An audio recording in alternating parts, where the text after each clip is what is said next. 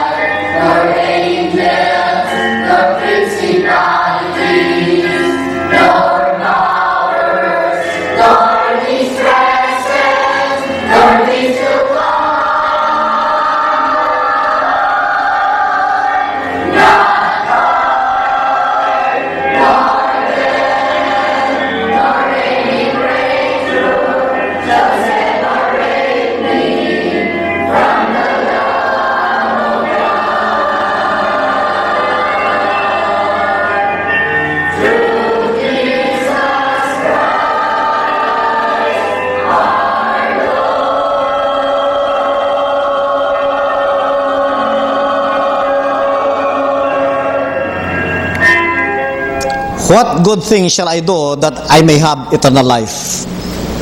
Ito po ang ating pag-aaralan ngayon. Basahin natin sa Matthew chapter 19 verse 6. Begin. 16. Go. And behold, one came and said unto him, Good master, what good thing shall I do that I may have eternal life? Ito ay tanong ng isang lalaki sa Panginoong Hesus. Ano ang mabuting guro? Sabi niya, ano ang mabuti kong gawin upang ako'y magkaroon ng buhay na walang hanggan? Amen? Very important question. Bakit? Maski yumaman ka sa mundong ito, maski nabili mo lahat ng gusto mong bilhin, bahay, lote, sasakyan, bangko, nabili mo na, pati bangko.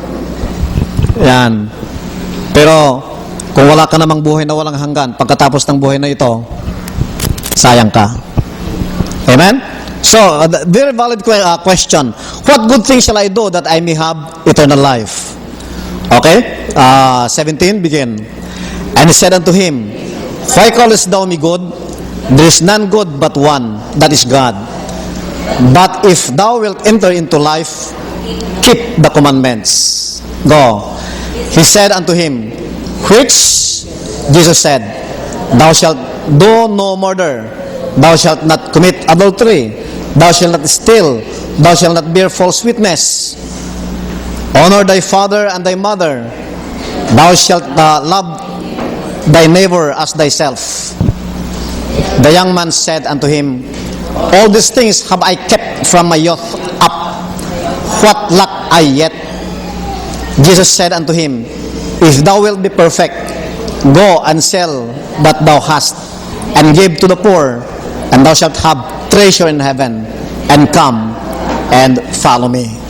But when the young man heard that saying, he went away sorrowful, for he had great possessions. Then said Jesus unto his disciples, Verily I say unto you, that a rich man shall hardly enter into the kingdom of heaven. And again I say unto you, it is easier for a camel to go through the eye of a needle than for a rich man to enter the kingdom of God.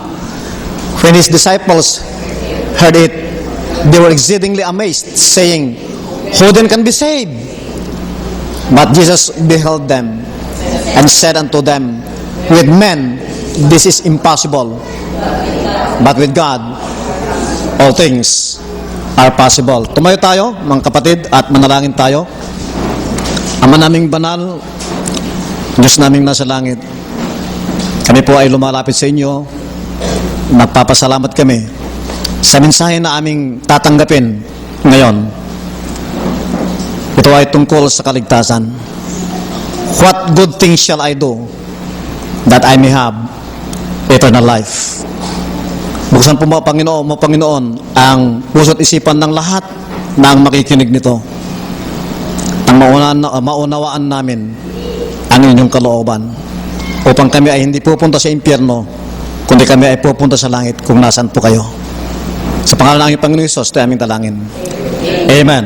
Amen. Be seated, please. Okay. What good things shall I do that I may have eternal life? Number one, if you keep the commandments, it is impossible. Kung gagawin mo yung mga sinabi ng Diyos, mga utos ng Diyos, imposible na makapunta ka sa langit. Sinabi na ng Panginoong Hesus mismo, sabi niya, But Jesus beheld them and said unto them, With men this is impossible, but with God all things are possible. Amen? Eh bakit naman, if you keep the commandments, it is impossible na magkaroon ka ng buhay na walang hanggan? May mga 6 na dahilan. Matthew 19 verse 17 says, And he said unto him, Why callest thou me good? There is none good but one, that is God. But if thou wilt enter into life, keep the commandments. O bakit naman sabi ng Panginoon, kung gusto mong magkaroon ng buhay na walang hanggan, gawin mo yung mga utos. But Jesus beheld them and said unto them, With men this is impossible, but with God all things are possible. Letter A. Why is it that if we will keep the commandments, imposible na tayo magkaroon ng buhay na walang hanggan? Eh bakit pa niya sinabing gawin mo yung mga utos, keep the commandments? Kung hindi ka naman pala maliligtas, kung hindi ka naman magkakaroon ng buhay na walang hanggan, kung gagawin mo yung mga commandments na yan. Unang dahilan, because all our righteousnesses are as filthy rags. Lahat, okay, basa, begin. But we are all an unclean thing, and all our righteousnesses as filthy rags. And we all defade as a leaf, and our iniquities, like the wind, have taken us away. Tagalog, go. Lahat tayo ay naging marumi sa harapan ng Diyos. Ang mabubuting gawa natin, maruruming basahan ang katulad. Nalantana tayong lahat gaya ng mga dahon. Tinatangay tayo ng malakas na hangin ng ating kasamaan. Sabi ng lalaki, mabuting guro, sabi niya sa Panginoong Hesus, ano po ba ang mabuti kong gawin upang magkaroon ako ng buhay na walang hanggan? Sabi niya, keep the commandments. Gawin mo yung mga utos.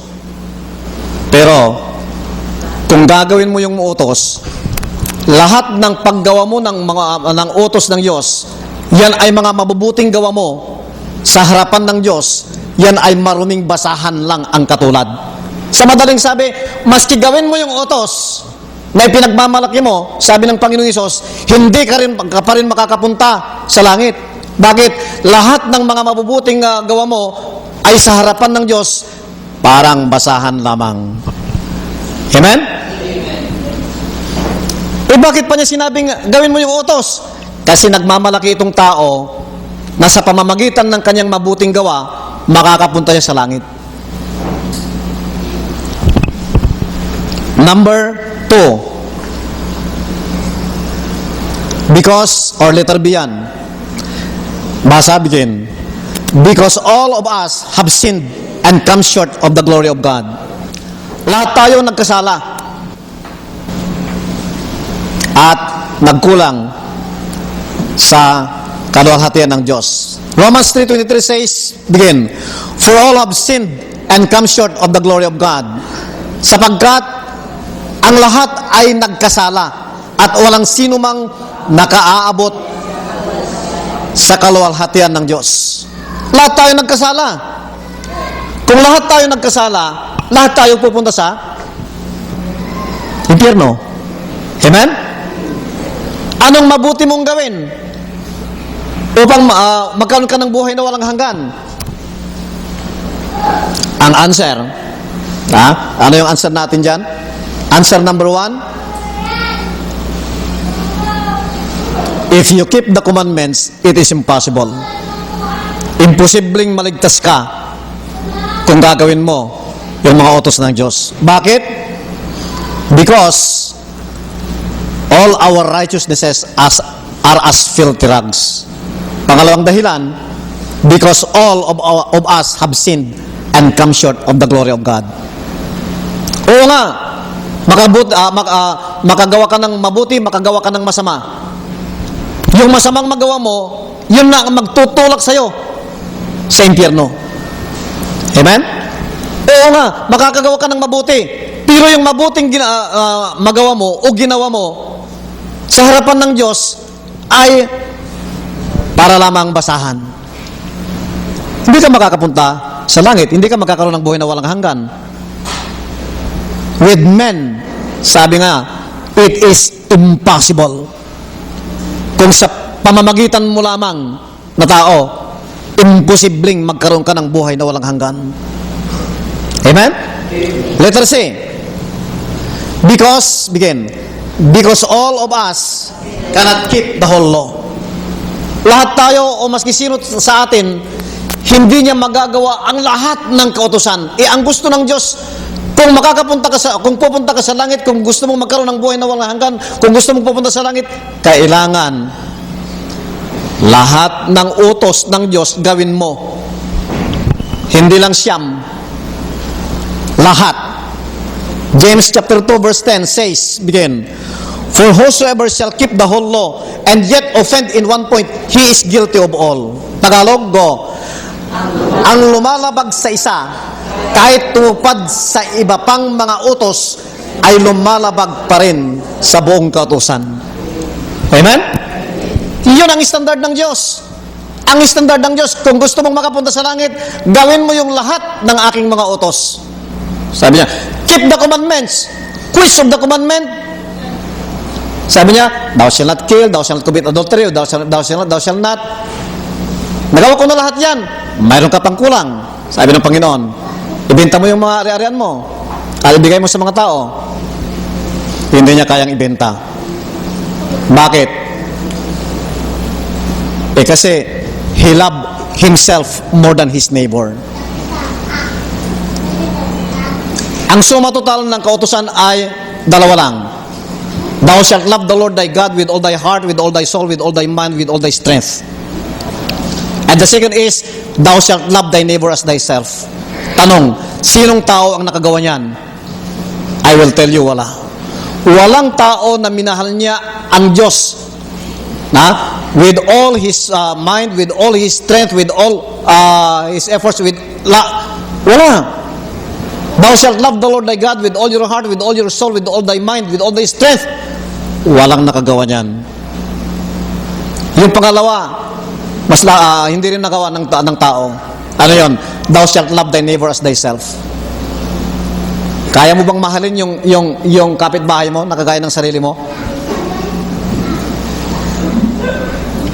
Ibenta mo yung sasakyan mo, ilagay mo sa bulsa mo, dapat, pero ilagay mo rin sa bulsa niya, yung iba. Bakit? Mahal mo yung sarili mo eh. Ibulsa mo, yung pinagbintahan mo. Kasi mahal mo yung sarili mo, para sa iyo yan. Ano naman para sa kanila? Kung mahal mo rin sila, nakagaya ng pagmamahal mo sa sarili mo, ilagay mo rin sa bulsa nila. Kaya mo? Hindi. Hindi mo kaya. Hindi natin kaya yon. We cannot love our neighbor as ourselves. Amen? At ang gusto ng Diyos, ang lumalabag sa isa, kahit tumupad sa iba pang mga utos, ay lumalabag pa rin sa buong kautosan. Reason number 4, kung bakit imposible sa pamamagitan ng tao, with men it is impossible. Why? Because, number 4, because eternal life is a gift of God, not a reward. Ang buhay na walang hanggan ay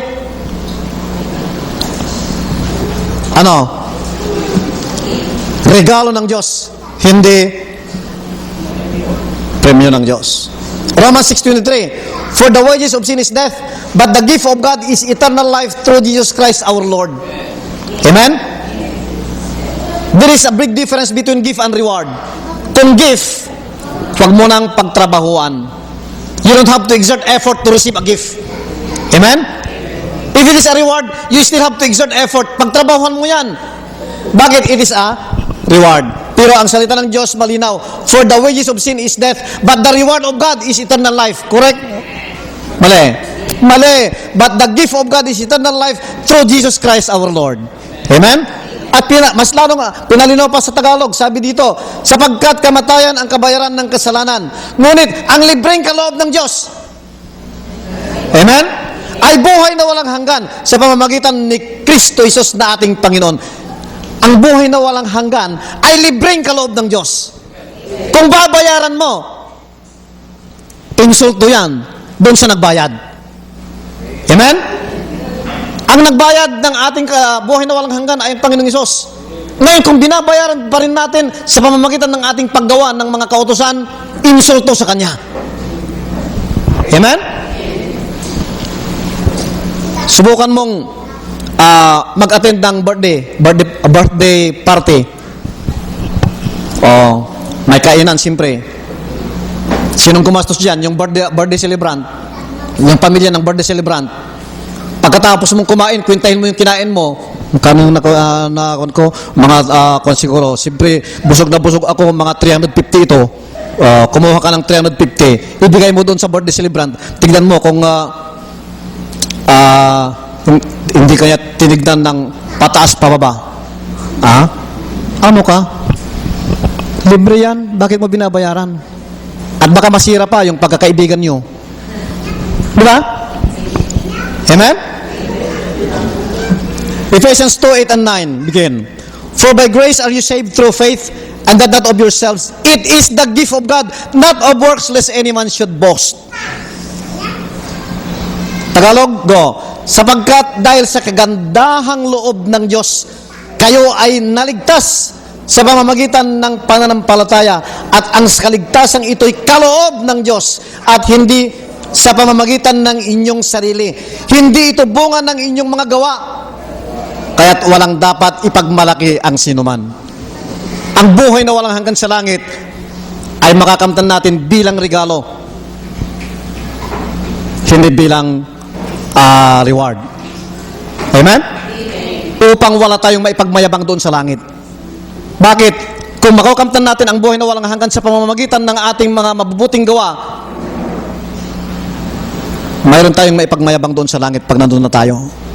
Sabi mo sa mga kaibigan, bakit nandito ka? Nandito ako kasi nandun ako sa mundong ito. Nagsilbi ako sa Diyos, ginawa ko yung 10 utos, ganito. Kaya nandito ako. Ikaw, bakit ka nandito naman? Ako, mas marami pa akong ginawa kaysa sa'yo. Alam mo naman, nung nandun tayo sa Pilipinas, mas sahol ka pa sa akin. Mas marami akong ginawang magaganda kaysa sa'yo. Kung nandito ka, ako pa. Mayroon kang maipagmayabang. Amen? Ayaw ng Diyos yun. Kaya nga sabi niya, for by grace are you saved through faith, and not of yourselves. It is the gift of God, not of works, lest any man should boast. Next reason, kung bakit hindi tayo maligtas sa pamamagitan ng ating mga mabubuting gawa, because man is not justified by the works of the law.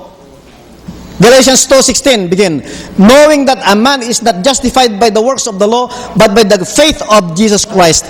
Even we believe in Jesus Christ, that we might be justified by the faith of Christ, and not by the works of the law. For by the works of the law shall no flesh be justified. Amen? Tagalog, sabi ng Biblyang Tagalog ganito, gayon man, alam naming ang tayo pinawalang sala dahil sa pananampalataya kay Hesus Kristo, at hindi dahil sa pagsunod sa kautusan. Tingnan nyo, at hindi dahil sa pagsunod sa kautusan, kaya't kami rin ay sumasampalataya kay Kristo Jesus upang mapawalang sala sa pamamagitan ng pananampalataya sa Kanya, at hindi sa pamamagitan ng pagsunod sa kautusan. Inulit naman, at hindi sa pamamagitan sa pagsunod sa kautusan, sapagkat ang tao ay hindi pinawawalang sala dahil sa pagsunod sa kautusan. Amen? Woo! Ito ay salita ng Diyos. Because man is not justified by the works of the law.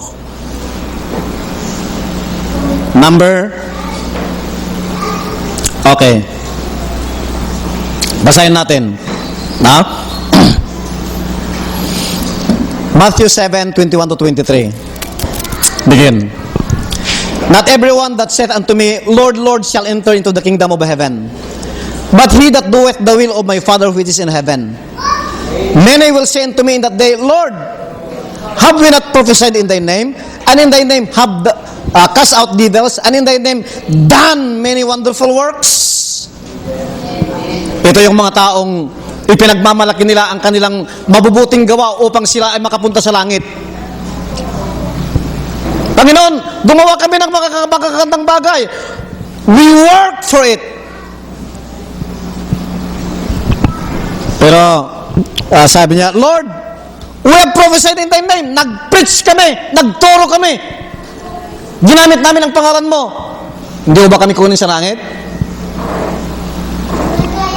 And in thy name have cast out devils. Ginamit namin yung pangalan mo. Nagpalaya kami ng mga demonyo. Hindi ba kami kukunin sa langit? And in thy name done many wonderful works. At ginamit namin yung pangalan mo. Sa pangalan mo, marami pa kaming ginawa ng mga magagandang gawa. Hindi mo ba kami kukunin sa langit? Anong sabi ng Panginoon? And then will I profess unto them, I never knew you. Depart from me, you that work iniquity. Hindi ko kayo kilala. Shh. Hindi ko kayo kilala. Bakit? Kasi yung binayaran ko, binabayaran nyo pa. Amen? Hindi ko kayo kilala. Subukan mo nga yung sinabi ko sa inyo. Magating ka ng birthday, bayaran mo yung kinain mo. Baka sabihin ng kaibigan mo, hindi kita kilala. Magmula ngayon, hindi kita kaibigan. Bakit? Birthday ko, binayaran ko na lahat yan. Pinapakain ko sa iyo, kumain ka, binabayaran mo. Kung hindi, insulto yun sa akin. Verse 21, Tagalog, begin. Hindi lahat ng tumatawag sa akin, Panginoon, Panginoon, ay papasok sa kaharian ng langit, kundi ang mga tao lamang na sumusunod sa kalooban ng aking Ama na nasa langit. Sa araw ng paghukom, marami ang magsasabi sa akin, Panginoon, hindi po ba kami ay nagpahayag ng mensahe mula sa Diyos? Nagpalayas ng mga demonyo at gumawa ng mga himala sa inyong pangalan? Ngunit sasabihin ko sa kanila, hindi ko kayo kilala. Lumayo kayo sa akin, kayong mga gumagawa ng kasamaan. Bakit Ang pagtuturo ba ng salita ng Diyos kasamaan? Hindi naman, mabuting gawa naman yun, ano? Amen? Mabuting gawa naman yun. Pero sabi nga sa Isaiah chapter 64, yung mga mabubuting gawa mo sa harapan ng Diyos ay para lang basahan. Is only as filthy rags. Kaya kung ang pinagmamalik mo ay yung pinagturo mo ng salita ng Diyos upang makapunta ka sa langit, parang basahan lang yan. Not enough. Amen? Another reason. Because God's grace will be frustrated and Christ's death will be in vain. Kung maliligtas tayo sa ating mga sa ating mabubuting gawa, then the grace of God will be frustrated and Christ's death will be in vain. Galatians 2:21 begin. I do not frustrate the grace of God, for if righteousness come by the law, then Christ is dead in vain. Tagalog go. Hindi ko maaaring tanggihan ang kagandahang loob ng Diyos. Kung ang tao'y mapapawalang sala sa pamamagitan ng kautusan, walang kabuluhan ang pagkamatay ni Kristo. Amen? Bago pa ipinanganak ang Panginoong Hesus dito, mayroon ng kautusan ng Diyos. At kung ang tao ay maliligtas sa pagsunod sa kautusan, sayang yung pagpunta ng Panginoong Hesus dito. Namatay pa. Amen? Kung ang tao ay maliligtas sa pagsunod sa kautusan, nagkamali ang Diyos nung pinapunta niya dito ang kanyang anak na Hesus upang bayaran ang ating mga kasalanan, upang tayo makapunta sa langit. Amen? Pero hindi nagkamali ang Diyos. Bakit? Alam ng Diyos na yung kautusan na yan na ibinigay niya, walang makaka-perfect. At ang gusto ng Diyos, ang standard ng Diyos upang makapunta tayo sa langit, ang grade natin sa pagsunod sa kautusan, hindi 99%, 100%. Perfect! Amen? Kaya yung nagmamalaki sa Panginoong Hesus na, anong dapat ko pang gawin? Ganito, thou shalt do this, thou shalt not do this. Ginawa ko na lahat yan. Sabi ng Panginoong Hesus, then if you want to be perfect, ganito, kung gusto mong mag-at-all, ganitong gawin mo. Ibenta mo yung mga ari-arian mo. Ibulsa mo yung iba, ibigay mo rin sa iba yung iba. Bakit? You love your neighbor as yourself? Hindi kaya. Hindi kaya. Amen? Number 2. What good thing shall I do that I may have eternal life? Number 1. Ano yung number 1? If you keep the commandments, it is impossible. Amen? Number 2. If you rely on the finished work of God, that is very much possible. Amen?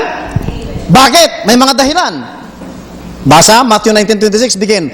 But Jesus beheld them and said unto them, with men this is impossible, but with God all things are possible. Bakit? Nag-uusap yung mga disciples niya. Kung gano'n, sino ngayon ang maliligtas ngayon? Sino ang maliligtas? Dahil ng Panginoong Hesus. Sabi ng Panginoong Hesus, Jesus beheld them.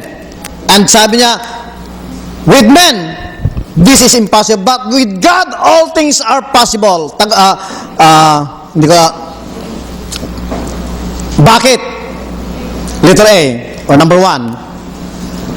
Masa begin. Because the righteousness of God is not of the law. Basahin natin. Romans 3:21-22. Go.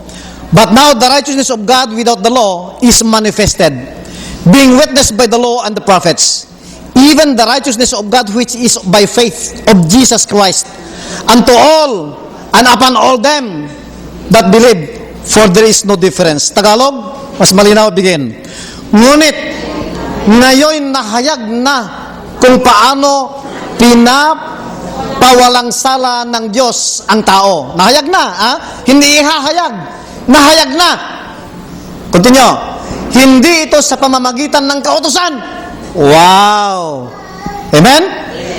Ang kautusan at ang mga propeta mismo ang nagpapatotoo tungkol dito. Pinapawalang sala ng Diyos ang lahat ng sumasampalataya kay Kristo.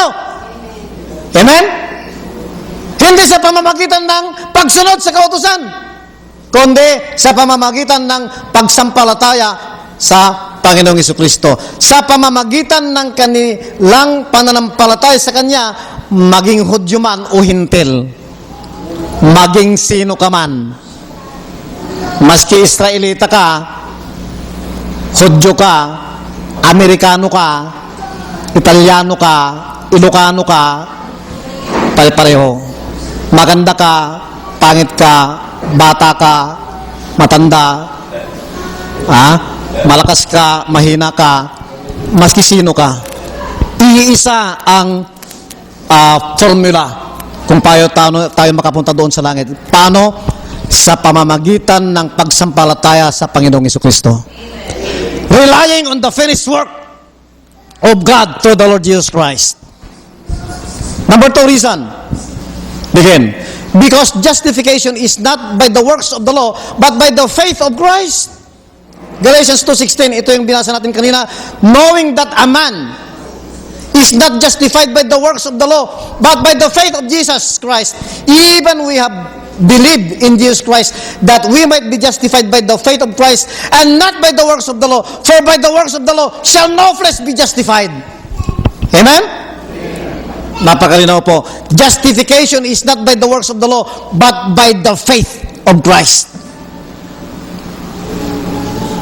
Gayunman, alam namin ang tao'y pinapawalang sala dahil sa pananampalataya kay Jesucristo at hindi dahil sa pagsunod sa kautusan. Kaya't kami rin ay sumasampalataya kay Kristo Jesus upang mapawalang sala sa pamamagitan ng pananampalataya sa Kanya at hindi sa pamamagitan ng pagsunod sa kautusan, sapagkat ang tao'y hindi pinapawalang sala dahil sa pagsunod sa kautusan. Paulit-ulit. Bakit paulit-ulit? Upang maisiksik sa utak mo at sa puso mo na sa pagsunod sa kautusan, hindi ka mapapawalang sala, hindi ka magkakaroon ng buhay na walang hanggan, hindi ka makakapunta sa langit. Amen? Pangatlong dahilan. Bakit sa pamamagitan ng finished work of the Lord Jesus Christ lang? Because eternal life is a gift of God, not a reward. Ang buhay na walang hanggan ay regalo yan ng Diyos. For the wages of sin is death, but the gift of God is eternal life through Jesus Christ our Lord. Hindi reward. For the wages of sin is death, but the reward of God is eternal life. No, but the gift of God is eternal life through Jesus Christ our Lord. As I told you a while ago, if it is a gift, you don't have to work for it. If it is a reward, you have to work for it. Eternal life is something, not a reward, but a gift. If it is a gift, we don't have to work for it. We only have to receive it. Amen? Ephesians 2:8 and 9, for by grace are you saved through faith, and that not of yourselves. It is the gift of God, not of works, lest any man should boast. Pangapat na dahilan, ito, because the will of the Father is to believe on the Lord Jesus Christ. John 6:40. Gusto kong i-recall yung sinabi natin kanina, ang binasa natin kanina sa Matthew. Tingnan natin sa Matthew chapter saan yun? Matthew chapter 7. Okay. Ito. Basahin natin, Matthew chapter 7.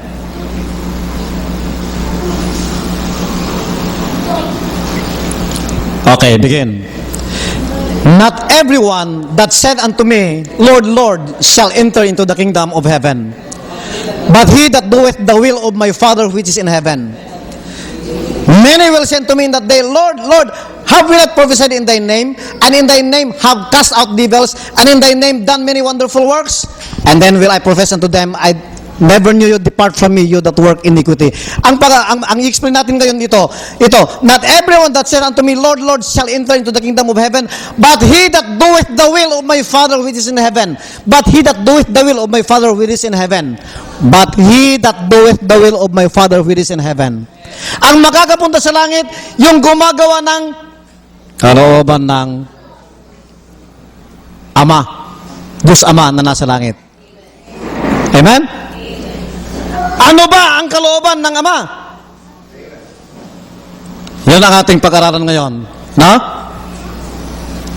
Hindi ba niya kalooban na gawin yung kanyang utos? Amen? Okay. Ito ang kasagutan. Let the Bible answer for itself. Na? In John chapter 6 and the verse is 40. Basa begin. And this is the will of him that sent me. Sabi ng Panginoong Hesus. Who sent the Lord Jesus Christ? Sino nagpadala sa Panginoong Hesus? God the Father. Amen? Ito, yung kalooban ng aking Ama na nagpadala sa akin dito sa mundong ito. Amen? Continue, begin. That everyone which seeth the Son and believe on him may have everlasting life, and I will raise him up at the last day. Amen?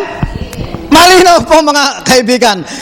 John 6:40, ito yung kalooban ng kanyang Ama. Hindi ba niya kalooban na gawin natin yung kanyang utos? I will tell you, kalooban ng Diyos Ama na gawin natin yung kanyang utos.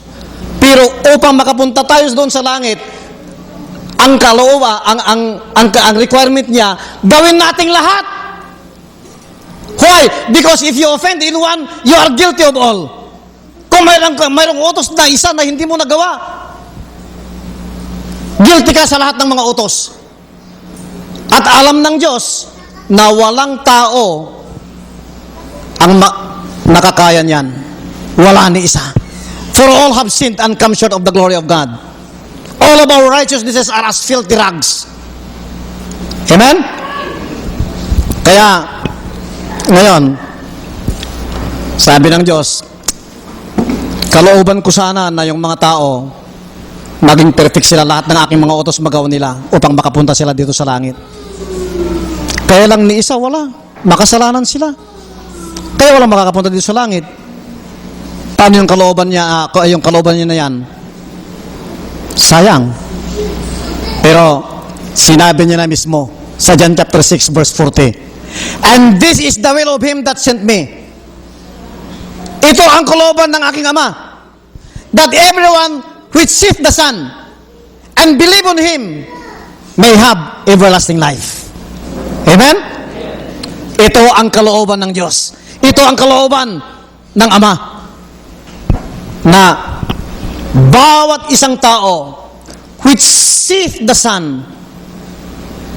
Ano yung seeth the Son? Titignan mo ang Panginoong Hesus. Oo, ang ibig sabihin, ilaan mo yung tingin mo sa Kanya. You have to focus only on the Lord Jesus Christ. Do not focus on your works, but focus only on the Lord Jesus Christ. Amen? At kung i-focus mo 100% on the Lord Jesus Christ, maniwala ka sa Kanya, nasa pamamagitan niya, binayaran niya ang iyong mga kasalanan, you will have everlasting life. Amen? Pero kung ang tingin mo, you look on the Son, you look on the Lord Jesus Christ, 95%, pero mayroon ka pang 5% na looking on your good works, mayroon ka pang maipagmalaki na 5%, hindi pa pwede. Amen? Next reason, because salvation is only in Jesus. Acts 4:12 begin. Neither is there salvation in any other, for there is none other name under heaven given among men whereby we must be saved. Wala nang iba pa na ibinigay ng Diyos kung saan tayo maliligtas.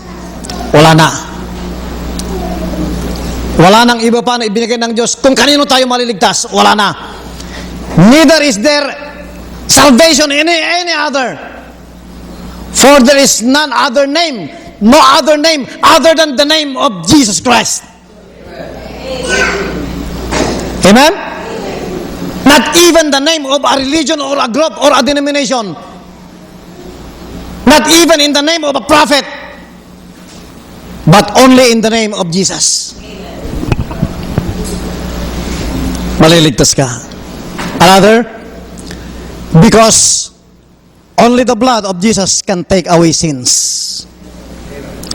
Ang dugo lang ng Panginoong Hesus ang makakatanggal, makakahugas ng kasalanan. Hebrews chapter 10 verse 4 says, for it is not possible that the blood of bulls and goats should take away sins. In the Old Testament, nag-aalay sila ng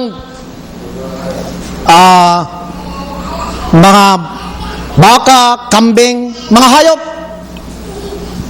But those offerings cannot take away sins.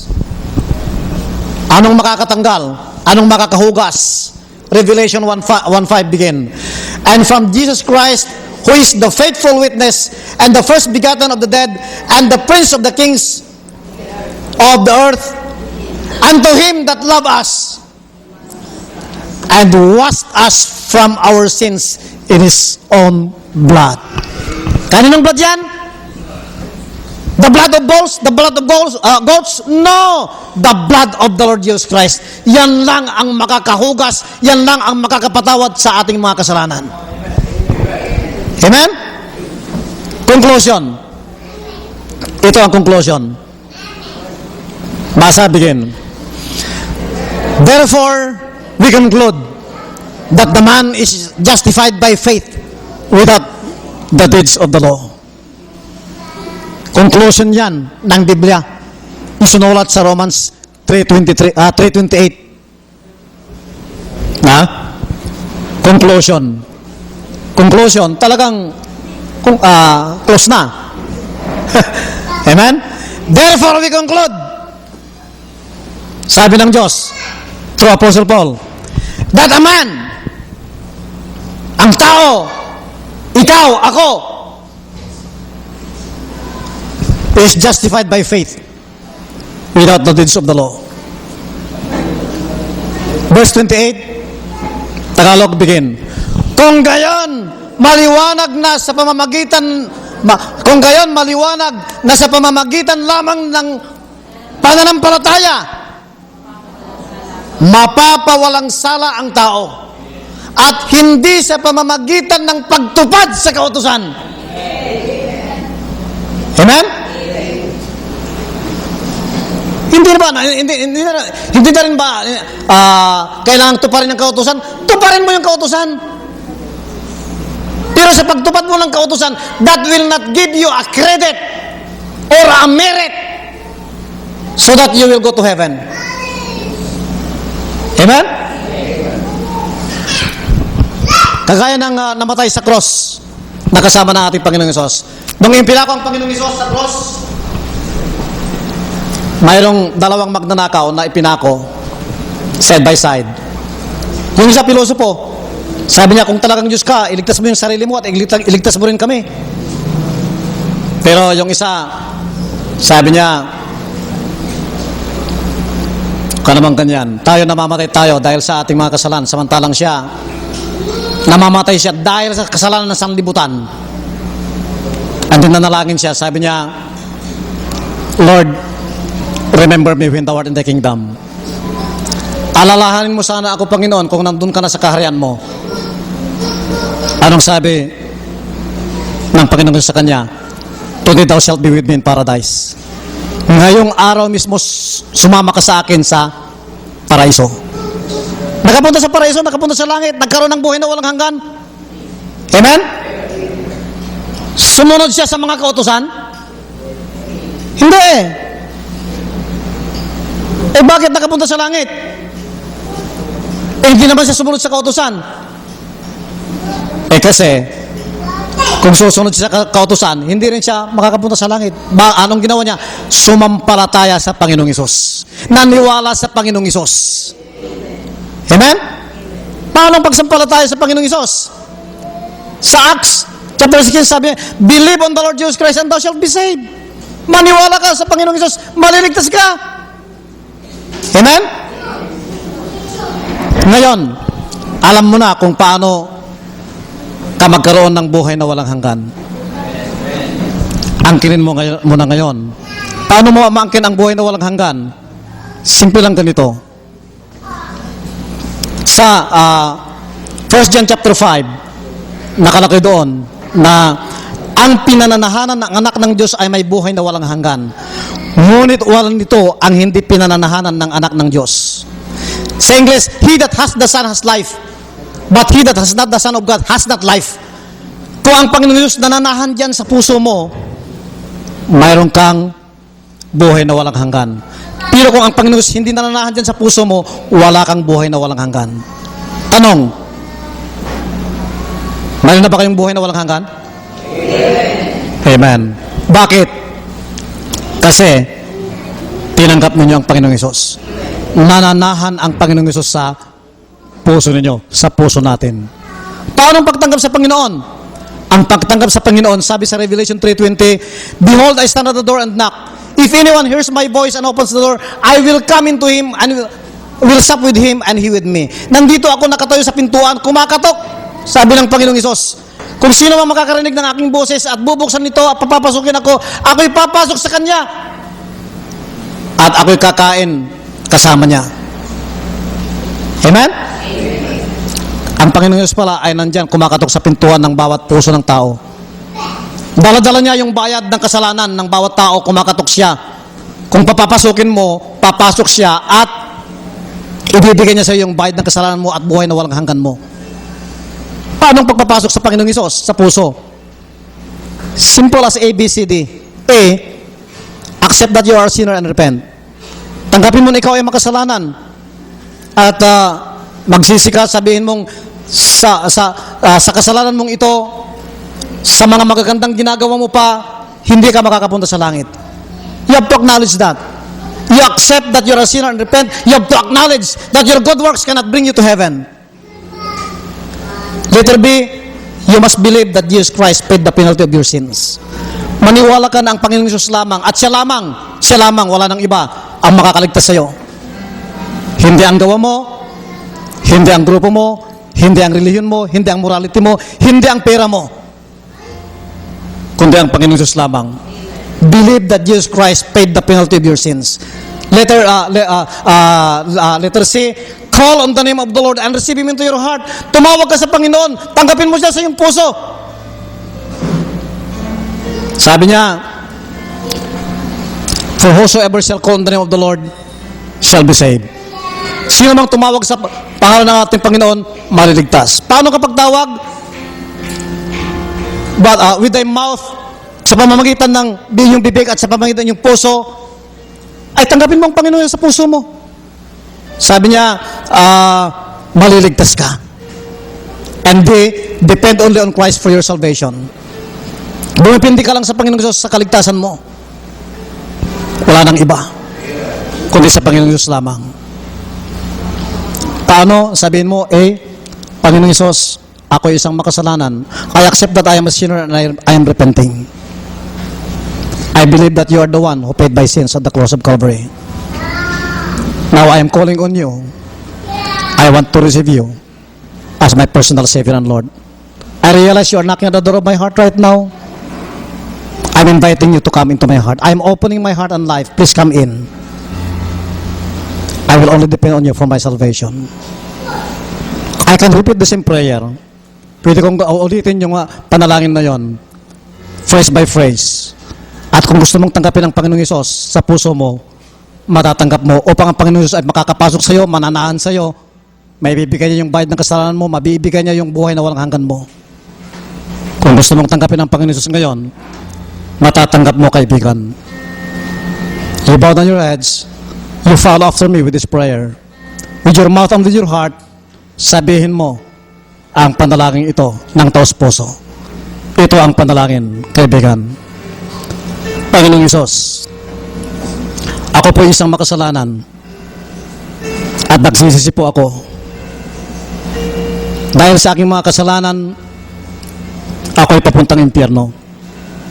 Maski yung aking mga mabubuting gawa ay sa harapan mo ay parang basahan lamang.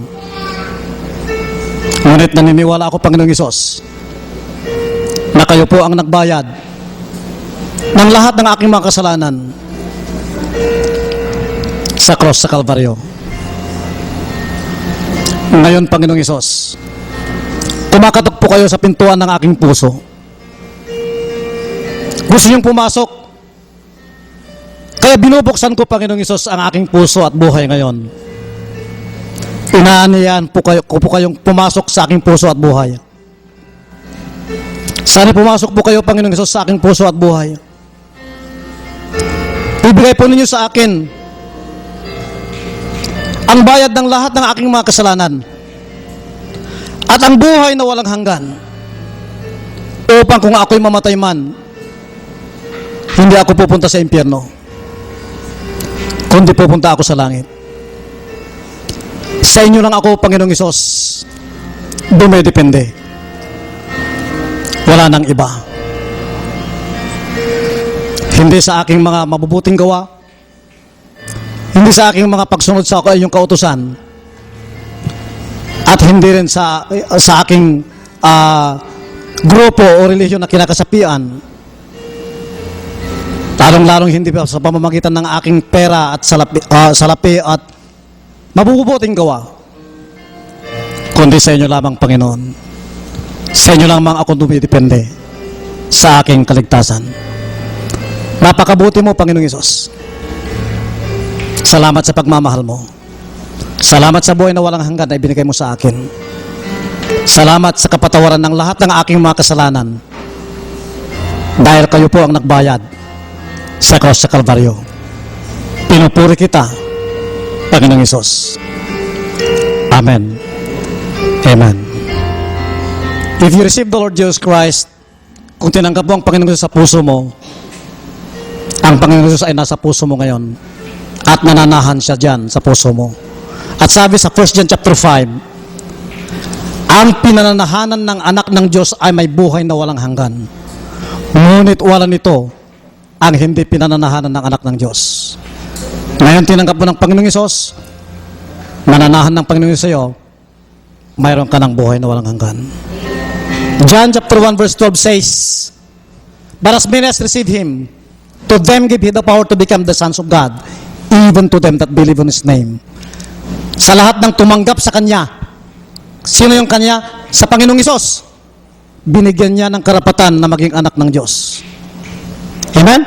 So kung tinanggap mo ang Panginoong Hesus sa puso mo, sa pamamagitan ng panalangin yon, ora mismo, that time, that moment that you receive the Lord Jesus Christ, God had given you the right to become the son or daughter of God. Amen? Binigyan ka ng karapatan na maging anak ng Diyos. Ikaw ay ligtas, hindi sa pamamagitan ng iyong mga gawa, hindi sa pamamagitan ng pagsunod sa inyong mga sa kautusan ng Diyos, kundi sa pagsampalataya sa Panginoong Hesus, sa pagtanggap sa Panginoong Hesus. You are now a new creature. You are now a born-again Christian. Sumago ka sa iyong pananampalataya. Read the Word of God, pray daily, and seek the grace of God in your life. If you have your Bibles with you, you read your Bible daily. Mayroon kang Biblia sa bahay, basahin mo araw-araw at matatagpuan mo ang napakalaking pag-ibig ng Diyos, grasya ng Diyos sa iyo, sa iyong buhay. Let us close now in prayer. Salamat o Diyos sa iyong gabayan. Salamat o Diyos sa mensaheng iyong ibinigay. Salamat sa mga taong tumanggap sa Panginoong Hesus. Salamat at binigyan mo sila ng buhay na walang hanggan. Salamat at natanggap nila ang kapatawaran ng kanilang mga kasalanan. Past, present, and future. Salamat sapagkat mayroon kaming Diyos na nagmamahal sa amin. Ginawa niya yung hindi namin kaya. Pinupuri ka namin, O Diyos. Pinupuri ka namin, Ama. Salamat sa Panginoong Hesus na nagbayad ng aming mga kasalanan. Sa pangalan ng aming Panginoong Hesus, ito'y aming dalangin. Amen.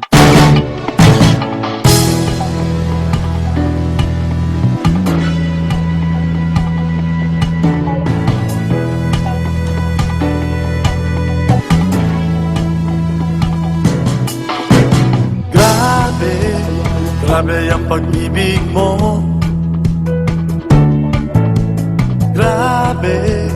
Grabe ang karanasan ko.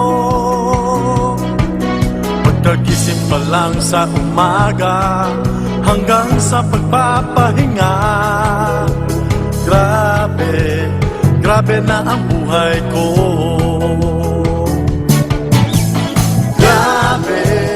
Grabe ang pag-ibig mo. Grabe ang karanasan ko. Pagkagising pa lang sa umaga hanggang sa pagpapahinga. Grabe na ang buhay ko.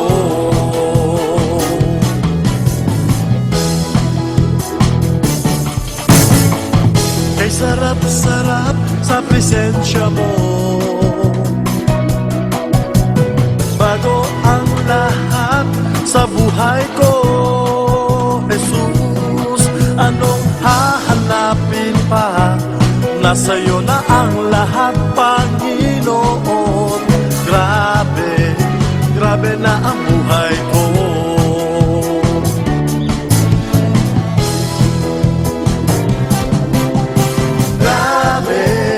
Grabe ang pag-ibig mo.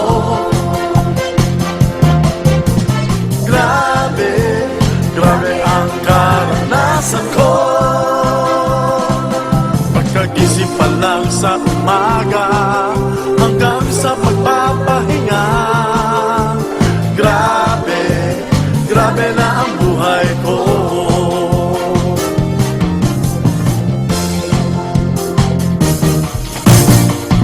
Kay sarap-sarap sa presensya mo.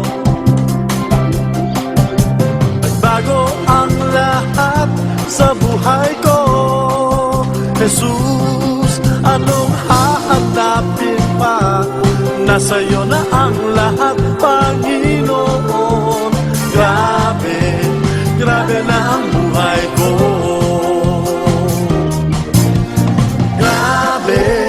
Grabe ang pag-ibig mo.